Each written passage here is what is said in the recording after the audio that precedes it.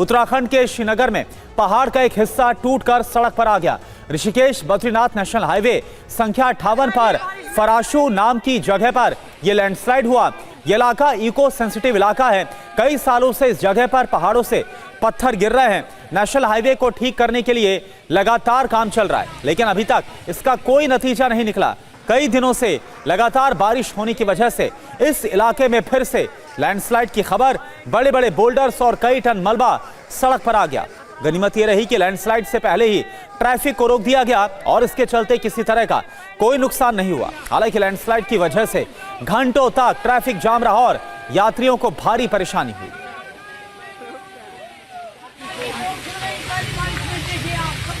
सरकार की पोल खुल रही है। ये देखिए भयंकर चट्टान, ये खतरा। देखिए पहली बारिश में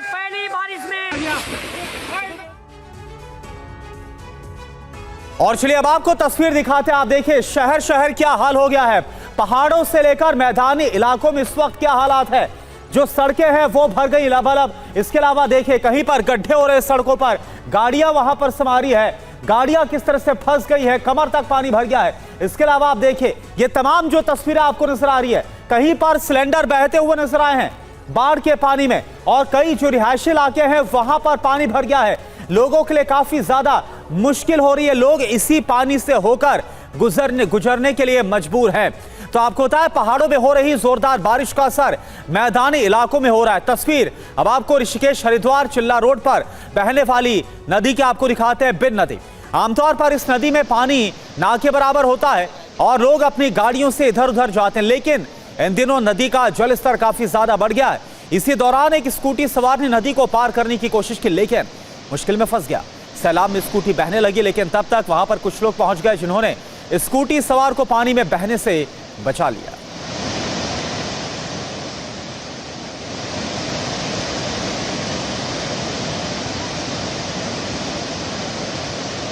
तो ये तस्वीर आपको हम दिखा रहे हैं हरिद्वार की। आमतौर पर इस नदी में जो पानी है ना के बराबर होता है। यही वजह है कि जो लोग हैं वो इस नदी से अपनी गाड़ियां आम दिनों में ऐसे ही पार करा लेते हैं, लेकिन अब क्योंकि भारी बारिश हो रही है इसके बावजूद एक स्कूटी सवार देखिए नदी में बहाव कितना ज्यादा था, और एक स्कूटी सवार इसके बावजूद यहां से अपनी स्कूटी को निकालने की कोशिश कर रहा था, फंस गया। लेकिन फिर बाद में लोगों ने देखिए ह्यूमन चेन बनाई है और फिर किसी तरह से इस स्कूटी सवार को और उसकी स्कूटी को निकाला गया। और अगली तस्वीर उत्तराखंड के उत्तरकाशी की है, जहां पर चुनियालसी सौड़ में अचानक से सड़क पर पहाड़ का मलबा आ गया। मिट्टी पत्थर चट्टान सड़क पर आ गिरे और इस दौरान वहां से एक कार गुजर रही थी। खतरे का आभास होते ही कार सवार ने ब्रेक लगा दिया। ये देखिए आप तस्वीर आपको हम दिखा रहे उत्तराखंड के उत्तरकाशी।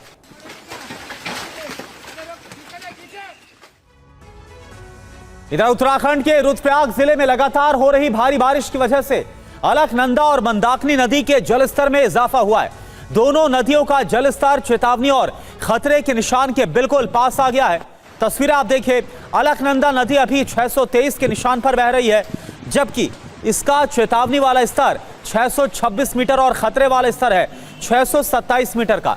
रुद्रप्रयाग में मंदाकिनी नदी का जलस्तर 622 मीटर दर्ज किया गया, जबकि इसका चेतावनी वाला स्तर 625 और खतरे का स्तर है 626 मीटर।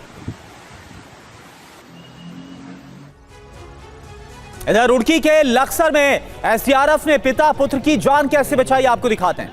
दोनों लोग एक निर्माणाधीन घर में काम कर रहे थे। अचानक से पानी का जलस्तर बढ़ गया, जिससे पूरी रात दोनों लोग वहां पर फंस गए।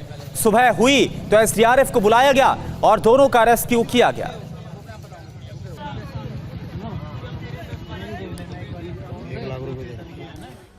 और वहीं ऋषिकेश की बात करें, ऋषिकेश में गंगा नदी उफान पर है। जिन घाटों पर श्रद्धालु गंगा स्नान करते हैं वो घाट डूब चुके हैं।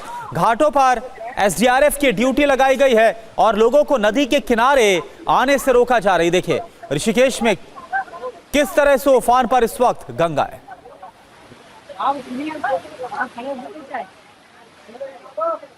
और अब आपको 3 तस्वीरें दिखाते हैं, रुद्रप्रयाग, रुड़की और ऋषिकेश की 3 तस्वीरें आप देखिए।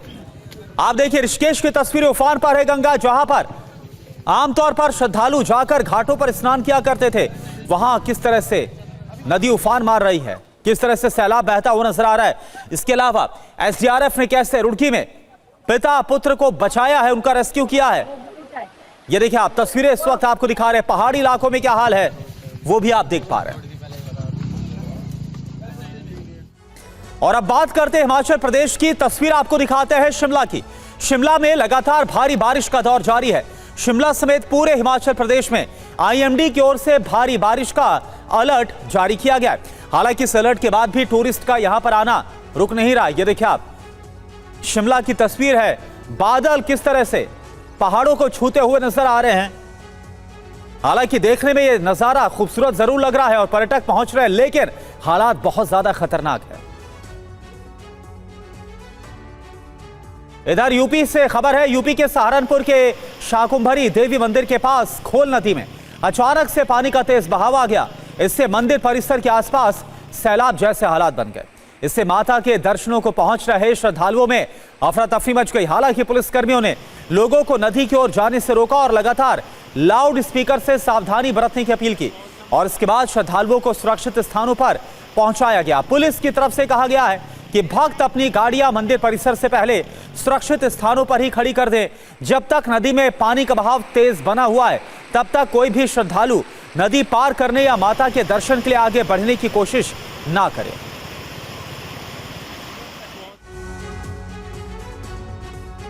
इधर यूपी के बुलंदशहर में भारी बारिश के बाद बाउंड्री वॉल ढहने से 4 लोगों की मौत हो गई। ये दुखद हादसा हुआ है। ये बड़ी खबर आपको बताएं। मूसा खेड़े में मौजूद इस मस्जिद में दीवार गिरने से 6 लोग मलबे में दब गए। 2 लोगों की मौके पर ही मौत हो गई, जबकि 4 लोगों को अस्पताल ले जाया गया। तस्वीर आप देखिए हादसे की, जहां 2 और लोगों की मौत हो गई। यूपी के बुलंदशहर में यह हादसा हुआ है। भारी बारिश के बाद मस्जिद की दीवार जो जर्जर हो गई थी, इसकी चपेट में 6 लोग आ गए, 4 लोगों की मौत हो गई। और वहीं दिल्ली एनसीआर में कल जमकर पानी बरसा है, जिससे नोएडा का आरटीओ ऑफिस भी जलमग्न हो गया। ऑफिस में इतना पानी भर गया कि कामकाज पर भी बुरा असर पड़ा है। ये देखिए आप, यहां मौजूद कुछ लोग वाइपर से पानी ऑफिस से बाहर निकालते हुए नजर आए। तो ये देखिए, ये नोएडा का आरटीओ ऑफिस है और कैसे जो आरटीओ ऑफिस है उसमें पानी घुस गया है, घुटने तक पानी घुस गया। इसके बाद बाल्टी की मदद से, वाइपर की मदद से जो यहां पर कर्मचारी हैं वो इस पानी को बाहर निकालते हुए नजर आए। पानी में करंट उतरा, सिक्योरिटी गार्ड की इसमें मौत हो गई। इंदिरापुरम के नायकखंड इलाके में यह हादसा सामने आया। बिजली विभाग पर लापरवाही का आरोप लगा है। परिवार वालों की तरफ से कार्रवाई और मुआवजे की मांग की गई। ये देखिए आप, तस्वीर आपको दिखा रहे हैं। यह 28 साल का सिक्योरिटी गार्ड जो कि पानी भरा हुआ था सड़क में और वो इस बात से अनजान की जिस पानी से वो गुजर रहा है उसमें करंट फैल चुका है। ये सिक्योरिटी गार्ड पानी में आगे बढ़ने की कोशिश करता है, लेकिन जैसे ही आगे बढ़ता है वैसे ही करंट की चपेट में आ जाता है। इसके बाद जो परिवार वाले हैं उनकी तरफ से कार्रवाई और मुआवजे की मांग की गई। और एक और बड़ी खबर गाजियाबाद से। गाजियाबाद के विजयनगर इलाके के सर्वोदय नगर में बारिश के बाद जलभराव होने के बाद एक बहुत ही दर्दनाक हादसा यहां भी हुआ।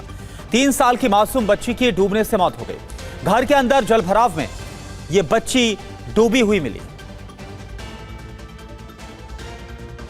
तो एक ये दर्दनाक हादसा जो कि गाजियाबाद के सर्वोदय नगर इलाके में हुआ। हालांकि परिवार वालों ने इसके बाद बच्ची की जान बचाने की कोशिश की है। अस्पताल पहुंचाया गया, लेकिन दुखद इस बच्ची की मौत हो गई। ये तस्वीरें बेहद ही दर्दनाक। एक परिवार पर कैसे दुखों का पहाड़ टूट पड़ा। सर्वोदय इलाके का पूरा मामला है, सर्वोदय नगर का, गाजियाबाद का। पानी भरा हुआ कैसे, देखिए घुटने से भी ज्यादा पानी भरा है। जो परिवार का एक सदस्य वो दिखा रहा है कि पानी किस कदर भर गया और इसी पानी में डूबने से 3 साल की बच्ची की मौत हो गई। और वहीं गाजियाबाद के हाईराइज सोसाइटीज का भी बुरा हाल है। क्रॉसिंग रिपब्लिक की पंचशील वेलिंगटन में एक बड़ा हादसा होते होते बचा। टावर के एंट्रेंस के पास छत का प्लास्टर भरभरा कर गिर गया और इसमें दबकर किसी की जान जा सकती थी। हालांकि आपको बताया कि इससे कुछ ही देर पहले एक शख्स वहां से गुजरा था, वो बाल बाल बचा है। पूरी घटना वहां पर लगे सीसीटीवी कैमरे में कैप्चर हुई है। इधर गाजियाबाद के लोनी में हुई भारी बारिश के बाद कई इलाकों में जल भराव के हालात बन गए। बलराम नगर कॉलोनी का पार्क भी पूरी तरह से पानी से भर गया, जिसके बाद कुछ स्थानीय युवाओं ने इसी पानी से भरे पार्क को अस्थायी वॉलीबॉल कोर्ट बना लिया। पानी में उतरकर युवाओं ने वॉलीबॉल खेला।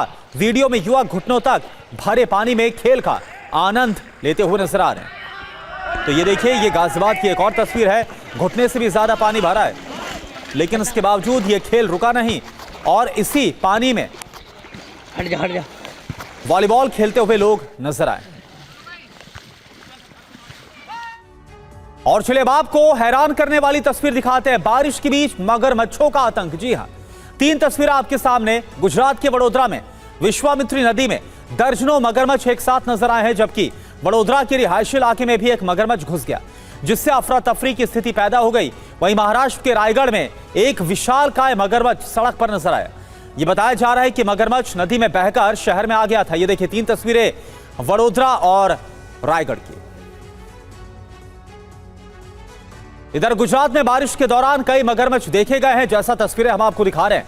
गुजरात के पादरा के पास विश्वामित्री नदी में पानी का जलस्तर बढ़ने के बाद एक साथ कई मगरमच्छ देखे गए।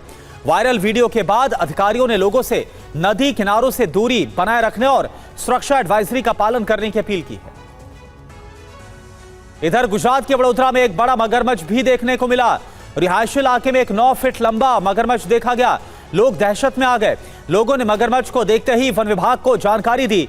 खबर मिलने के बाद बचाव की टीम वहां पर मौके पर पहुंची। टीम ने मगरमच्छ को सुरक्षित पकड़कर वन विभाग को सौंप दिया है। महाराष्ट्र के रायगढ़ में भी बारिश के दौरान एक विशाल मगरमच्छ देखने को मिला है। विशाल मगरमच्छ को खुलेआम घूमता हुआ देखकर स्थानीय लोग काफी ज्यादा डर गए। यह बताया जा रहा है कि नदी में जलस्तर कम होने के बाद मगरमच्छ सड़क पर आ गया था।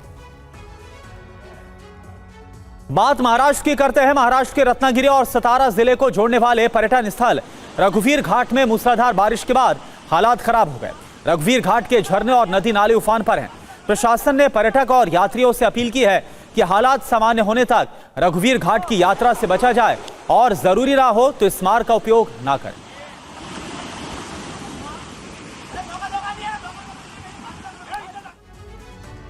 और अब खबर महाराष्ट्र के नांदेड़ से, जहां विष्णुपुरी फ्लाईओवर की नींव हिल गई। बारिश की वजह से पहले से हालात खराब थे और फिर 2 दिन पहले आए भूकंप के बाद स्थिति और ज्यादा खराब हो गई। अचानक से फ्लाईओवर का निचला हिस्सा क्षतिग्रस्त हो गया और उसके बाद निर्माण कार्य की गुणवत्ता पर अब सवाल उठने लगे हैं। देश के कई हिस्सों में बाढ़ बारिश का कहर जारी है। दिल्ली से लेकर मुंबई तक बारिश ने गाड़ियों की रफ्तार पर ब्रेक लगा दिया है। मैदान से लेकर पहाड़ तक मानसून की मार झेलते हुए नजर आ रहे, हाहाकार मचाए। देश में जुलाई में ही आसमानी आफत आई हुई है। ऐसी आधे भारतवर्ष में लगातार हो रही भारी बारिश के बाद हाहाकार मचा हुआ है। आसमान से बारिश कहर बनकर बरस रही है। देश के कई राज्य लगातार बारिश के बाद बाढ़ की चपेट में हैं। कहीं सैलाब का सितम है तो कहीं भूस्खलन से लोग दहशत में हैं, लोग डरे हुए हैं।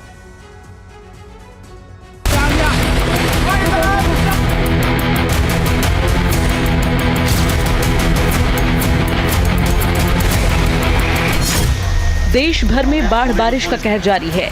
मैदान से लेकर पहाड़ तक हाहाकार मचा हुआ है।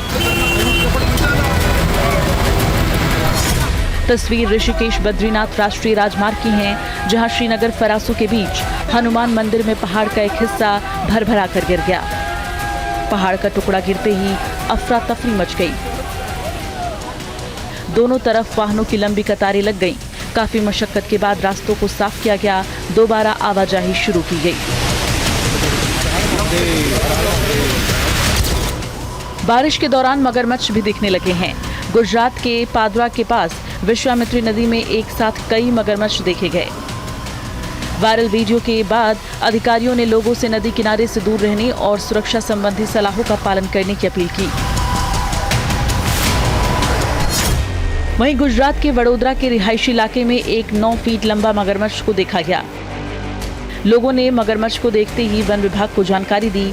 बचाव दल ने इसे सुरक्षित पकड़कर वन विभाग को सौंप दिया।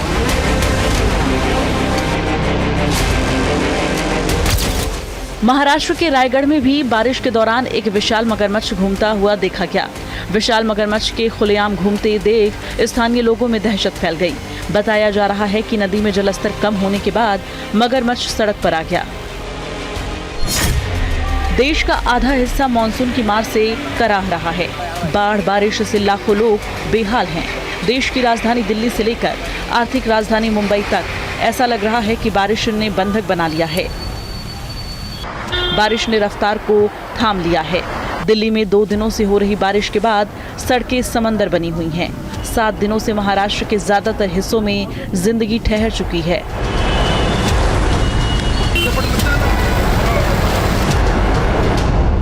कुछ मिनट की बारिश में गुरुग्राम की सड़कें तालाब बन गई। सड़कों पर पानी भरने से यातायात प्रभावित हुआ। लोगों की आवाजाही पर काफी असर पड़ा। और देखिए, एक बहुत बड़ी खबर है E20 जो ब्लेंडेड पेट्रोल है, एथेनॉल वाले पेट्रोल विवाद पर बहुत बड़ी खबर। नॉर्मल पेट्रोल भी उपलब्ध कराने पर अब विचार हो रहा है। ये बहुत बड़ी खबर आपको बता दें कि इसको लेकर लगातार सवाल खड़े किए जा रहे थे। कई वीडियोस वायरल हो रहे थे। सरकार विकल्प मुहैया कराने पर विचार कर रही है। पेट्रोल पंप पर अलग अलग मशीन लगाने पर अब सरकार की तरफ से विचार किया जा रहा है। सभी हितधारकों के सुझाव के बाद ही आखिरी फैसला होगा। अभी आपको बता दें कि जो मौजूदा व्यवस्था है जो कि अप्रैल के बाद लागू है, इसमें देश भर में तमाम पेट्रोल पंप पर अभी सिर्फ और सिर्फ E20 petrol he by default वो मिल रहा है। यानी कोई दूसरा ऑप्शन अभी फिलहाल उपभोक्ताओं के पास नहीं है जिनको पेट्रोल चाहिए। लेकिन अब जब इसको लेकर कई सवाल खड़े हुए हैं, अब सरकार की तरफ से विचार हो रहा है नॉर्मल पेट्रोल भी उपलब्ध कराया जाएगा। पीयूष इस वक्त हमारे साथ जुड़े हुए हैं। पीयूष, क्या जानकारी है, कितनी गंभीरता के साथ इस पर विचार किया जा रहा है? क्योंकि कई वीडियोस वायरल हुए, लोगों की तरफ से कहा गया कि गाड़ियां खराब हो रही है। बिल्कुल करुणा, देखिए अभी जो पेट्रोल पंप में E20 सामान्य पेट्रोल के तौर पर बेचा जा रहा है और लोगों की ये मांग है कि सामान्य जो पेट्रोल है, यानी कि स्पेशलाइज्ड जो OMC की तरफ से पेट्रोल बेचे जाते हैं स्पीड के नाम पर या अन्य जो काफी महंगे होते हैं, उसकी तुलना में सामान्य पेट्रोल और E20 दोनों के अलग अलग डिस्पेंसर रखे जाएं पेट्रोल पंप पर और उन्हें जो है प्रदर्शित किया जाए लोगों को कि ये सामान्य पेट्रोल है और ये E20 है। तो लोग जो माइलेज घटने की बात सामने आ रही थी उसको लेकर के ये मांग कर रहे थे। अब सरकार ने इस पर विचार शुरू किया है और कि ये संभावना पूरी की जा सकती है या नहीं, क्योंकि जब E20 लागू किया गया था उसके पहले भी इस पर विचार किया गया था, लेकिन तब तेल विपणन कंपनियां इस पर तैयार नहीं थी क्योंकि पेट्रोल पंपों में इतना स्थान नहीं है कि अलग अलग डिस्पेंसर सभी चीजों के लिए लगाया जा सके। तो अब नए सिरे से विचार शुरू हुआ है। नहीं, लेकिन अगर पीयूष अलग अलग डिस्पेंसर अगर लगाए जाएंगे, अलग मशीन लगाई जाएगी, कुछ ये नया भी नहीं होगा। देखिए, क्योंकि अगर ब्राजील और अमेरिका की बात करें जहां पर ब्लेंडेड पेट्रोल तो है लेकिन लोगों के पास अलग अलग ऑप्शन भी है, वो विकल्प चुन सकते हैं। तो अगर इस पर अगर सरकार की तरफ से आगे विचार होता है तो ये शायद से लोगों के लिए और बेहतर होगा। बिल्कुल करुणा, बिल्कुल बेहतर होगा। लोगों का जो संशय है वो पूरी तरह से मिट जाएगा और ये भी पता चल जाएगा कि आखिर सामान्य पेट्रोल से E20 जो पेट्रोल है यानी कि एथेनॉल ब्लेंडेड पेट्रोल है वो कितना सस्ता पड़ रहा है और कितना माइलेज में डिफरेंस आता है और उसकी तुलना में सामान्य पेट्रोल से आपको कितना माइलेज मिलता है। तो ये बहुत सारे जो संशय हैं लोगों के मन में और ये भी स्थितियां सामने आई कुछ लोगों के और इसको कथित तौर पर ये दिखाया गया कि गाड़ी के पुर्जे खराब हो रहे हैं और इंजन खराब हो रहे हैं। तो ऐसी स्थितियों से भी निपट सकती है सरकार और साथ ही जनता का विश्वास लौटाने के लिए ये कदम उठाया जा सकता है। अब देखना कि ये है कि ये विचार जो संभावना पर किया जा रहा है ये जमीन पर कब लागू किया जाता है। जी बिल्कुल, ये बड़ी खबर आप बता रहे हैं पीयूष कि जो नॉर्मल पेट्रोल है वो भी लोगों को मुहैया करवाया जा सकता है और इस पर सरकार अभी इस विकल्प पर विचार कर रही है। और पीयूष भी इस वक्त हमारे साथ जुड़े। पीयूष, कब तक ये हो सकता है, क्या टाइमलाइन हो सकती है? फिलहाल अभी ये विचार पर ही है, विचार के स्तर पर है या फिर इसको लेकर कोई टाइमलाइन भी सामने आ रही, कब तक इसका एग्जीक्यूशन हो सकता है?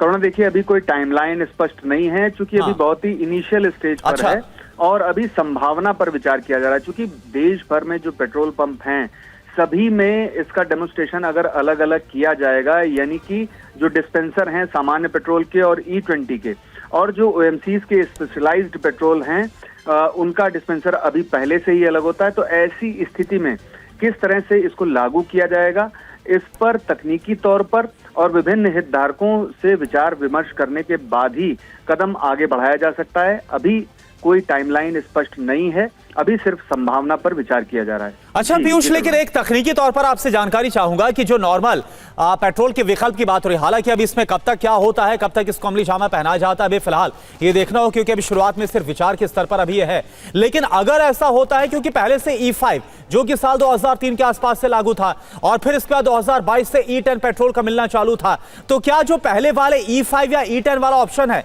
वो लोगों के लिए रहेगा E20 ब्लेंडेड के अलावा? ये आपसे जानना चाहूंगा अगर ऐसा होता है तो।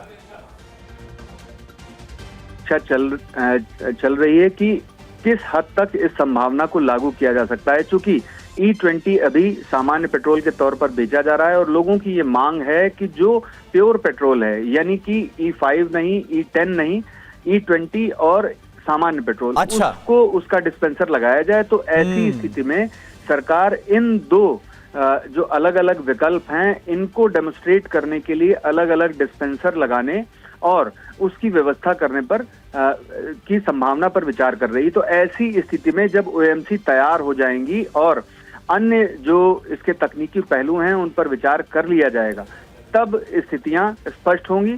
क्योंकि जो पेट्रोल पंपों की निगरानी है वो बहुत सटीक तरीके से की जाती है OMC द्वारा। लेकिन इसकी संभावना पीयूष कितनी नजर आ रही? क्योंकि हमने देखा था जो इसके पहले प्रेस कॉन्फ्रेंस हुई थी और उसमें तमाम जो कंपनियों के एक्सपर्ट्स थे वो भी थे, सरकार की तरफ से बड़ी प्रेस कॉन्फ्रेंस की गई थी, उसमें कहा गया था, इस बात का दावा किया गया था कि जो वीडियोस वायरल हो रहे हैं या जो लोगों की तरफ से कहा जा रहा है कि इंजन खराब हो रहा है, गाड़ी के पार्ट्स खराब हो रहे हैं, इन दावों में कोई सच्चाई नहीं है। और यहां तक कि जो माइलेज को लेकर भी कहा जा रहा था कि माइलेज में बहुत ज्यादा कमी आ जाती, तो इसको लेकर यह कहा गया थी उतनी कमी नहीं आती है लेकिन थोड़ी बहुत आती है, थोड़ा बहुत फर्क आता है। तो कितनी संभावना है कि इस पर वाकई में कोई आगे बढ़ेगा? देखिए, माइलेज को लेकर के नीति आयोग की रिपोर्ट पहले से ही स्पष्ट है कि 6 से 7% तक कमी आ जाती है। और इसके बाद BPCL के एक वरिष्ठ अधिकारी जो तकनीकी तौर पर सक्षम है ये समझने में कि आखिर कितनी कमी आती है माइलेज में, उन्होंने भी इसको स्पष्ट किया था। और इसके बाद जो सरकार ने प्रेस कॉन्फ्रेंस की थी जिसमें ऑटोमोबाइल कंपनियों के और एक अन्य अधिकारी जो एक सरकारी उपक्रम की तरफ से वर्तिका शुक्ला वो भी मौजूद थी, उन्होंने भी स्वीकार किया कि 3 से 3.5% तक कमी आ जाती है। उसकी वजह जो है वो पेट्रोल और एथेनॉल के बीच जो कोरोजन की जो क्षमता होती है उसमें फर्क बताया गया था।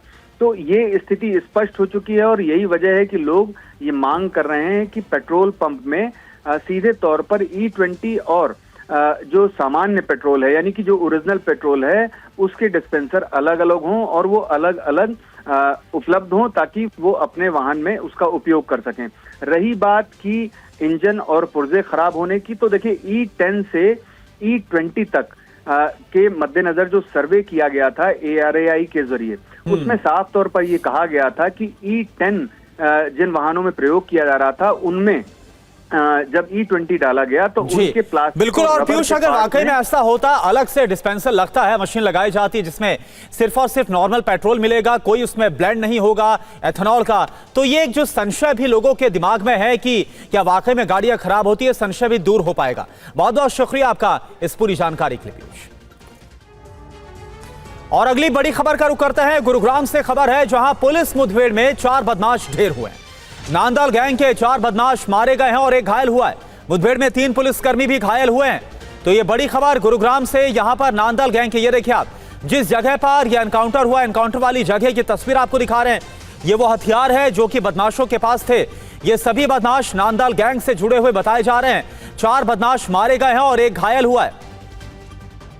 पुलिस की तरफ से क्या कहा गया एनकाउंटर को लेकर, सुनिए आप। सुशांत लोग फेज 2 एरिया के अंदर एक नामी जो व्यवसायी था अपना, तो उसको विदेश में बैठे गैंगस्टर से काफ़ी समय से धमकियां मिल रही थी और फिरौती की कॉल्स की जा रही थी। तो उसके घर पे घुस के इन बदमाशों द्वारा अपना फायरिंग करनी शुरू कर दी और अत्याधुनिक हथियारों से उसके फायरिंग की, जिसको पुलिस को सूचना मिलने पर पुलिस उनको पहुंची मौके पर और उनको कन्फ्रंट किया और उनको आत्मसमर्पण करने के लिए कहा गया बदमाशों को। लेकिन उनके द्वारा पुलिस को ऊपर फायरिंग की और पुलिस ने आत्मरक्षा के अंदर वहाँ पर उनके ऊपर फायरिंग की और फायरिंग के अंदर जो 5 शूटर्स थे, जो सभी स्कॉर्पियो के अंदर थे, वो 5 के 5 घायल हो गए। घायल होने के बाद उनको हॉस्पिटल में एडमिट करवाया गया। और चलिए अब राम मंदिर चढ़ावा चोरी मामले को लेकर बड़ी खबर। राम मंदिर में चढ़ावे की गिनती से जुड़ी बड़ी खबर है। काउंटिंग में लगे 20 से ज्यादा लोगों ने नौकरी छोड़ी है। स्टाफ कम होने की वजह से एक शिफ्ट में अब गिनती होगी। सैलरी नहीं बढ़ने के विरोध में 20 लोगों का इस्तीफा हुआ है। शिफ्ट के घंटे बढ़ाने का विरोध कर रहे हैं कर्मचारी। अब दान गिनती में 15 से 16 लोग ही बचे हुए हैं। और अभिजीत ठाकुर इस वक्त हमारे साथ जुड़े हुए हैं। अभिजीत, क्या जानकारी मिल रही, क्यों कहा जा रहा है कि स्टाफ कम होने की वजह से एक शिफ्ट में अब गिनती होगी और 20 से ज्यादा लोगों ने नौकरी छोड़ दी है, काउंटिंग में लगे सभी कर्मचारी, क्या वजह सामने आ रही है इसके पीछे? देखिए करुणा, चढ़ावा चोरी प्रकरण के बाद कुछ लोगों को काम से हटाया गया था, कुछ आरोपी होकर गिरफ्तार हो गए। उसके बाद से जो स्ट्रेंथ थी वो कम हो गई थी टीम में और उसके कारण लोगों का वर्कलोड बढ़ा था। अच्छा। काम के ड्यूरेशन को भी बढ़ाने की बात हो रही थी, यानी कि पहले जो 6 घंटे की शिफ्ट होती थी अब उसको 8 घंटे किए जा रहे थे और उसके अलावा जो मेहनत थी वो बढ़ गई थी, लेकिन उसके हिसाब से मेहनताना नहीं बढ़ाया गया था और उससे आक्रोशित होकर इन लोगों ने काम छोड़ा है।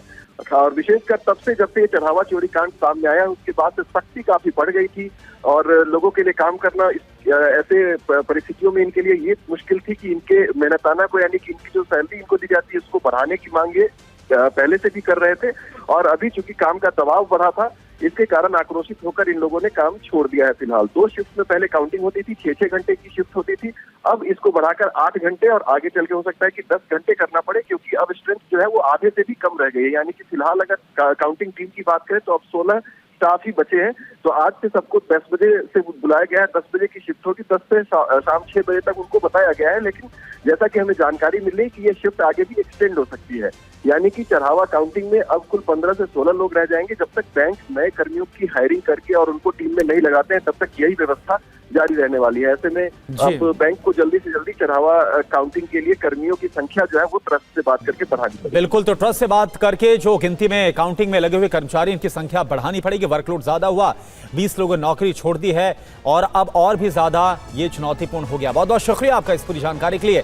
अगली खबर का रुख करते हैं। लंदन में मोरक्को के फैंस का हंगामा हुआ। फ्रांस से हारने पर भड़के हैं मोरक्को के फैंस। फीफा वर्ल्ड कप में फ्रांस से हारा है मोरक्को। लंदन में जगह जगह सुरक्षा के कड़े बंदोबस्त किए गए। ये देखिए आप, फ्रांस से हारने पर भड़के हैं मोरक्को के फैंस। तस्वीरें आपको हम दिखा रहे हैं। लंदन में मोरक्को के फैंस ने जमकर हंगामा किया। फीफा वर्ल्ड कप में फ्रांस से हारा मोरक्को और उसके बाद मोरक्को के फैंस उनका गुस्सा उतरा है। लंदन में जगह जगह पर सुरक्षा के इसके बाद कड़े बंदोबस्त कर दिए गए। और इससे जुड़ी एक और बड़ी खबर, लंदन में मोरक्को के फैंस का जमकर हंगामा हुआ। रात भर लंदन की सड़कों पर हुई हिंसा में कई पुलिस वाले घायल हुए।